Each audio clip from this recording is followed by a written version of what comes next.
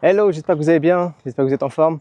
Nouvelle vidéo cette semaine et j'ai décidé de faire des vidéos peut-être un peu plus longues que d'habitude et pas seulement basées sur des conseils. Ce que je voudrais faire dans cette nouvelle vidéo là, c'est plutôt partager, documenter mon parcours d'entrepreneur et pour que vous puissiez suivre avec moi les différentes étapes que je vis, que ce soit aussi bien sur mon activité de coaching sportif avec Superset et mon activité Smart Solopreneur.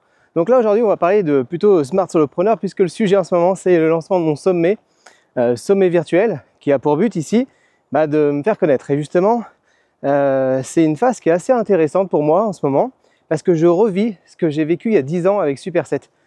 Personne ne me connaissait, j'avais des compétences mais personne ne me connaissait et donc il fallait que je fasse tout un cheminement pour arriver à me développer. Et donc là c'est ce que je vais vous partager dans cette vidéo et vous parler de cette phase-là, puisque je suis encore en phase de cheminement, de développement. Pas encore de succès, mais voilà, ça va venir un peu plus tard, évidemment.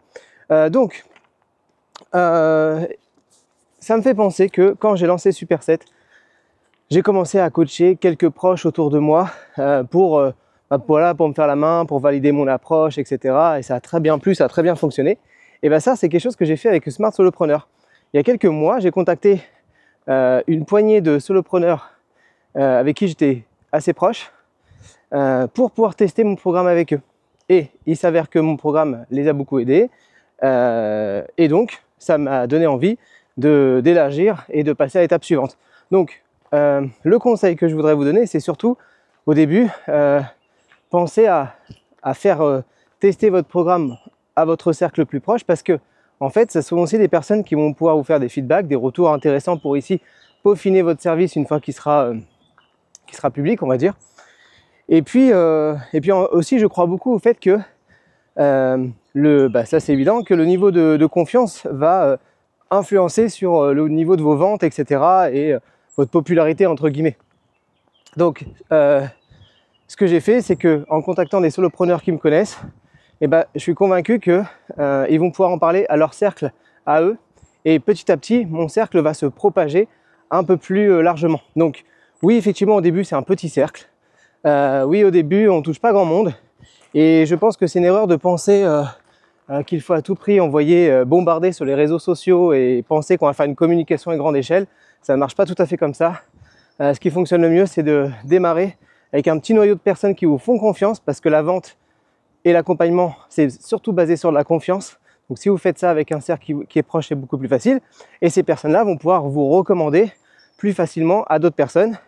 Et donc, c'est ce qui se passe en ce moment avec le sommet.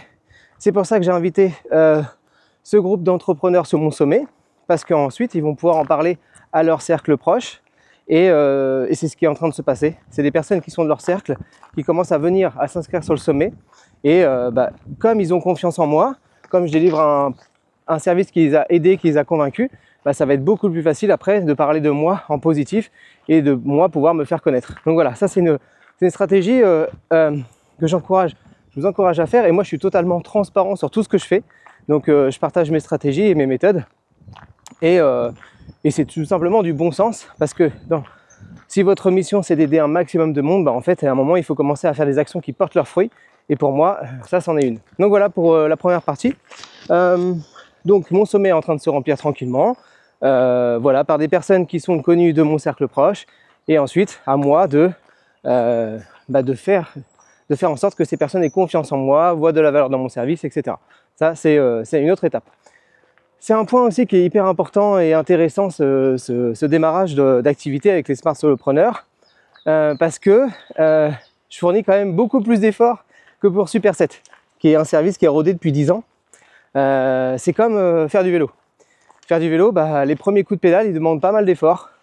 Ils demandent de donner pas mal d'énergie pour ensuite donner un élan. Je suis un peu dans cette phase-là. Donc ça me demande pas mal d'énergie, pas mal d'efforts. Mais ça en vaut la peine parce qu'en plus d'une, ça me permet d'aider pas mal de solopreneurs à se développer. Et de deux, c'est vraiment un plaisir pour moi. Donc je le fais avec plaisir. Ça me nourrit en fait de faire tout ça. Donc ça, c'est hyper intéressant d'observer cette phase-là. Que oui, ça me demande un peu d'énergie, un peu d'effort, mais ça, le jeu en vaut la chandelle. Et puis après, je pars en vacances, donc je vais pouvoir souffler, mais je sens que j'en ai besoin.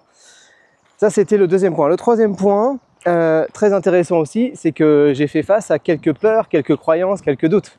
Et j'aime bien dire que la peur, c'est simplement une perception qu'on fait quelque chose de nouveau. C'est pas forcément un danger en fait.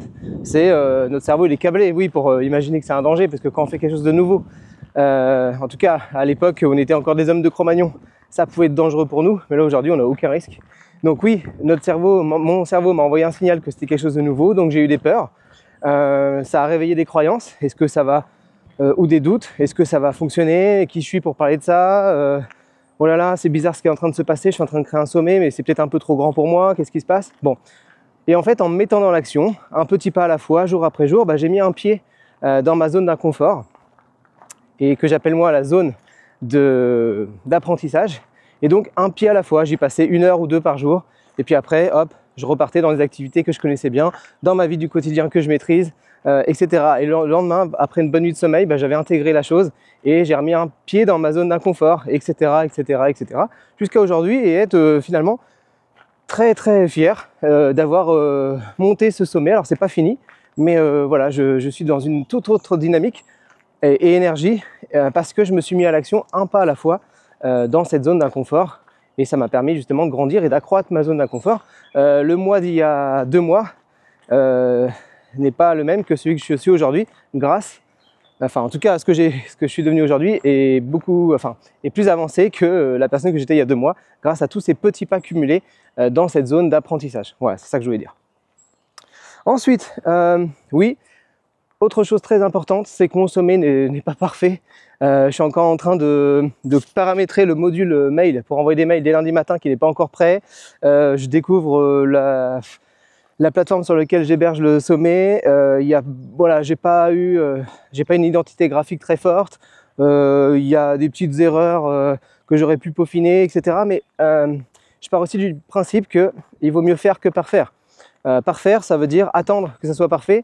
Et en fait, la condition pour que ce soit parfait, c'est faire. En fait, il faut d'abord s'exercer avant de pouvoir faire en sorte que ça soit parfait. En fait, le fait d'être exposé à la réalité, c'est ça qui va faire qu'on va avoir des feedbacks, qu'on va se rendre compte de si c'est bon, si c'est pas bon. Et le seul paramètre viable, c'est ça, c'est de s'exposer à la réalité. Et quand on a des retours de la réalité, là, on peut seulement, à partir de maintenant, commencer à parfaire son produit. Mais il faut bien une première version, il faut bien une première... c'est ça, une première version de son service. Et justement, moi, je trouve ça très enrichissant, parce que si notre volonté, c'est d'être solopreneur toute notre vie autour d'un projet, c'est hyper kiffant de se dire, voilà, mon projet, il reflète la personne que je suis à un instant T, en 2025 par exemple, mais mon service va refléter aussi une toute autre personne que je serai en 2028. Et c'est ça qui est génial, c'est de se dire qu'en fait, c'est en constante évolution, et ce qui rend l'homme heureux, c'est pas la destination, c'est le chemin, et c'est surtout le fait de s'améliorer. Donc moi, je prends ça comme une superbe opportunité de kiffer mon quotidien, mon activité, de sentir que je m'améliore, que je peaufine mon service. Et c'est ça la clé de la joie, du fait d'être heureux dans la vie. Donc très important. Ok, c'est pas parfait, mais je ferai en sorte que ça sera parfait, en tout cas beaucoup mieux la fois d'après. Voilà ce que je voulais vous dire. Ensuite, c'est tout. Donc voilà, phase très intéressante pour moi. Je voulais vous la partager parce que je préfère être transparent sur ce que je fais, sur qui je suis, pour vous aider, pour vous montrer qu'est-ce que la réalité d'un entrepreneur qui a réussi il y a 10 ans, et qu'est-ce que c'est la réalité d'un entrepreneur qui connaît toutes les clés et qui se relance sur un nouveau projet. Ça, c'est hyper intéressant, parce qu'en fait, oui, aujourd'hui sur Internet ou quoi, on va vous vendre des choses extraordinaires. En fait, il faut aussi voir la réalité du terrain. Je connais beaucoup d'entrepreneurs, j'en ai accompagné pas mal ces 2 dernières années, et je sais par quoi il faut passer pour connaître le succès, par quelle phase il faut passer. Et tout ça, c'est des phases qui sont tout à fait normales, qui sont logiques, et qui feront à un moment boule de neige. C'est surtout ça, c'est un pas à la fois, dans la même direction, et à un moment, vous allez voir qu'il y a cet effet cumulé qui fait que d'un seul coup, ça prend, et on se demande pas pourquoi. On sait très bien que c'est le fruit du résultat de tous nos efforts, mais il y a un moment, ça prend, on se dit « Ah, c'est génial !» Donc voilà, je suis assez serein pour ça, et assez serein pour vous faire ce genre de vidéo, parce que je sais que la suite va être prometteuse et va se faire dans la logique. Donc voilà, Prochaine semaine prochaine, c'est le lancement du sommet, donc je ne vais pas vous faire de vidéo, parce que moi ce que je voudrais vous faire, c'est une vidéo débrief du sommet. Combien de personnes sont venues, etc. Tout un tas de débriefs sur ma première action, parce que c'est juste une première action parmi tant d'autres, hein. Le sommet, c'est pas quelque chose de définitif qui va définir le succès de mon entreprise, qui va définir qui je suis. Alors si le sommet est un échec, c'est pas grave, ça va pas définir que je suis une mauvaise personne, que je suis nul ou quoi. Il faut vraiment se détacher des objectifs de votre business. Vous n'êtes pas votre business, vous êtes une personne à part entière. Et ça aussi, c'est une clé pour prendre un peu de recul et puis pour faire les choses avec des fois un peu plus d'audace et moins de peur.